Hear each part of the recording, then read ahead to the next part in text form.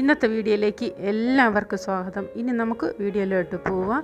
ഒരു പാൻ വെച്ചിട്ടുണ്ട്, അതിലേക്ക് ശാല എണ്ണ ഒഴിച്ചു കൊടുക്കുക. എണ്ണ ചൂടാകുമ്പോഴത്തേക്ക് നമുക്ക് ഉഴുതം പരിപ്പ് ഇട്ട് കൊടുക്കുക. അതിൻ്റെ കൂടെ തന്നെ കടുക് ഇട്ട് കൊടുക്കുക. കടുക് പൊട്ടിയതിന് ശേഷം വറ്റൽമുളക് ഇട്ട് കൊടുക്കുക. ഇനി ഇതിലേക്ക് അരിഞ്ഞു വെച്ചിട്ടുള്ള സവാളയെ കൂടി ഇട്ട് കൊടുക്കുക. അതെല്ലാം കൂടി ഒന്ന് ഇളക്കിയതിന് ശേഷം നമുക്ക് അടച്ചു വയ്ക്കാം.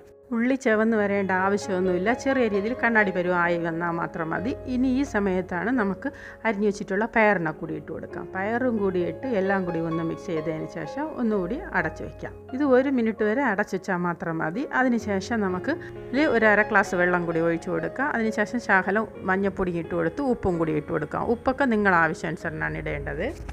ഇതെല്ലാം കൂടി ഒന്ന് മിക്സ് ചെയ്തതിന് ശേഷം നമുക്ക് ഒന്നുകൂടി ഒന്ന് അടച്ചു വയ്ക്കാം. ഇത് ഇനി ഇവിടെ ഇരുന്ന് വേവിട്ട് നമുക്ക് വേറെ ഒരു ചെറിയൊരു കറണ്ടിയിൽ നമുക്ക് കുറച്ച് പച്ച നിലക്കടലയാണ്, അതിനെ ഒന്ന് നമുക്ക് വറുത്തെടുക്കാം. ഇത് വറുത്തെടുത്തിട്ടുണ്ട്. ഇതിനെ ഇനി തോടെല്ലാം കളഞ്ഞതിന് ശേഷം നമുക്കതെടുക്കാം. അതെടുത്തിട്ടുള്ളതാണ്. ഇതിന് ഇതിൻ്റെ കൂടി ഒന്ന് തേങ്ങയും ശാല മഞ്ഞൾപ്പൊടിയും വെളുത്തുള്ളിയും ജീരകവും കൂടി ഇട്ട് നമുക്ക് ഒന്ന് അരച്ചെടുക്കാം. നല്ല ഫൈനായിട്ട് അരച്ചെടുക്കണം. നമ്മൾ തോരനൊക്കെ അടിക്കുമ്പോൾ അടിച്ചെടുത്താൽ മതി. പയർ വെന്തിട്ടുണ്ട്.